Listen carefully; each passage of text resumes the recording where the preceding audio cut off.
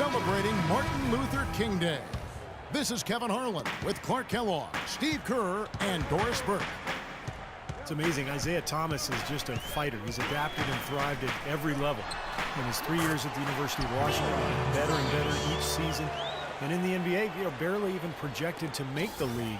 He's outplayed his competition and continued to improve. Bledsoe is joined in the backcourt by Dragic. E.J. Tucker is out there with Markieff Morris. And it's Len in at the 5 down low. So that's the lineup on the floor for the Suns. And Doris Burke has something for us. Hey, Doris. Well, Kevin, the Suns are the talk of the Valley, but that's not all that's going on in Phoenix. USA Basketball is building a huge new $350 million training facility here. The over 10-acre site is scheduled to open in the fall of 2015. And guys, the Suns hoping those superstar players warm up to Phoenix in their time here. Yeah, that couldn't hurt in free agency. Thanks, Doris. Davis setting the pick for Bryant. Davis with a screen on Dragic. Kobe goes in. Johnson outside for the 3. That's good, and it's Bryant with the assist. 8 points for Johnson. And for Thomas, a success born of maturity and dedication. Clark, he said he had to grow up young, going to a boarding school at 16. Yeah, school across the country from his family. I mean, that can't be easy when you're only 16 years old. He said he hated it at the time, but it's really what made him go from being a boy into being a self-sufficient man. And you can't discount that in his development. Here is Price after the made shot from Goran Dragic. Well, it just seems there's something about lefties. I mean, whether it's Ginobili, James Harden, or the Dragon. That's Goran Dragic. Defenders seem to have a tough time getting on that left hand of those kinds of players and don't typically adjust well to keeping those guys out of the paint. Third quarter here, over a minute and a half into it. Hill dishes to Kobe. On the wing, Johnson for the 3. And yes, sir, that one drops. Johnson's got a pair of 3s now here in the third for the Lakers. And Dragic, a great slasher, just 6'3", but he does a terrific job of finishing through contact and around bigger defenders. Not a big-time dunker, but he uses his quickness to get to the rim. Let's find out what Doris Burke has for us. Thanks, guys. I was able to hear Byron Scott coaching his team during the break. He told the team he wanted their offense to run through Davis. Coach is looking for him to take on a lot of responsibility when they've got the ball, to be a leader at the offensive end. Those are likely not the last adjustments they make today, guys. There's still time left in this one. Back to you, Kevin. All right, Doris, thanks. And Dragic can certainly score the basketball, but Clark also a playmaker. You're exactly right, Kevin. He's an excellent pick-and-roll operator, whether it's scoring or finding a teammate out of the pick-and-roll set. Goran Dragic, nicknamed Goji, grew up in Slovenia. His mom played hoops. His dad played soccer. Goji started out playing soccer, but when he hurt his leg, his mom said, no more of that pitch stuff. You're going to the round ball and the hardwood. So he went to basketball, and I'd have to say it's worked out pretty well. Good call by Mom on that, too. And back to Dragic. He said, Steve, that the soccer background may have helped his footwork. I think that's true in almost every case, Kevin. When you see a former soccer player on the basketball floor, it's not just the footwork, but it's the vision, it's the anticipation.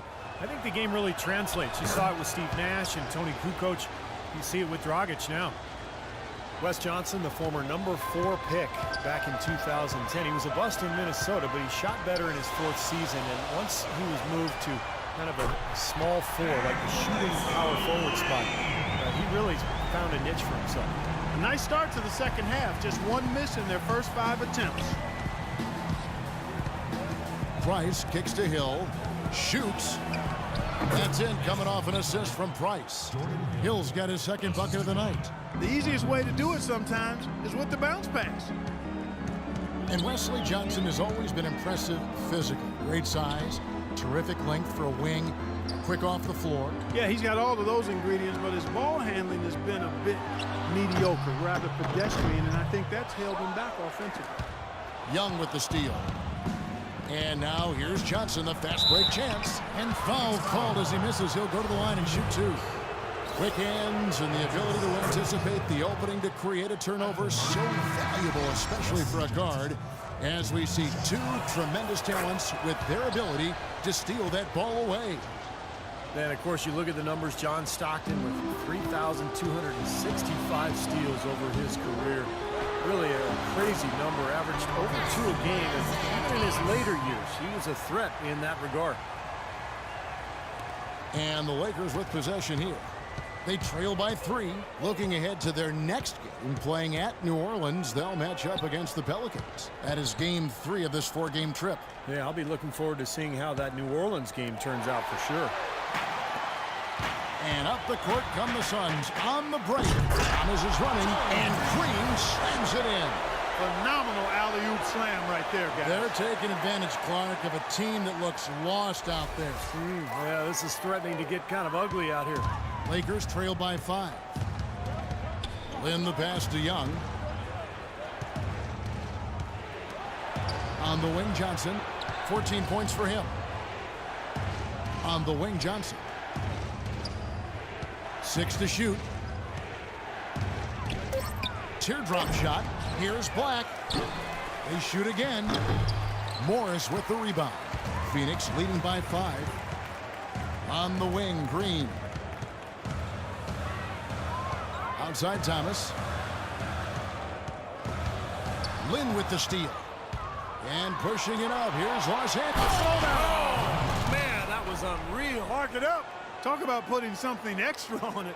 That dunk was way over the top. Close game or not, Clark, you know, he's going to finish firm when he gets the space. Still, I mean, startling that he'd even try that right now. Carlos Boozer's checked in for the Lakers. For Phoenix, they've gone 6 of 8 on field goal attempts in the third. A 75% clip. And Thomas, here we go. No good. And the Lakers take it the other way. Morris inside. Tries again. No good. Boy, he should have made that one. He had plenty of cushion between himself and the defender.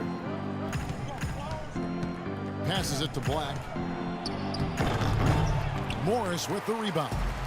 A chance at a 2-for-1 if they want it. Yeah, no question. If I'm them, I'm definitely going 2-for-1.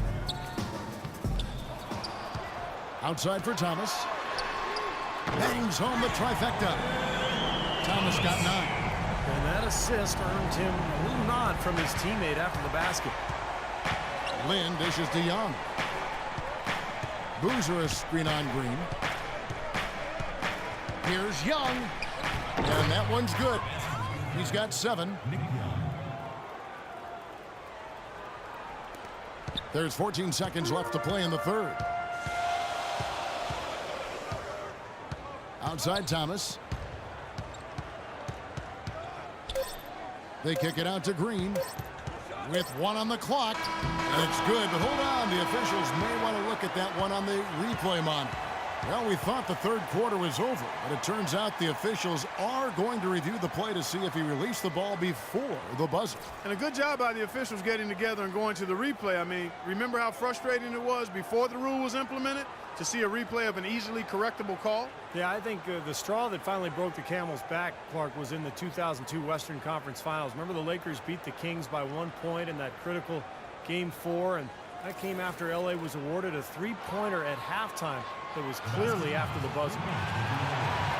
And the official call is in. It's ruled a basket. They're overturned. Tune in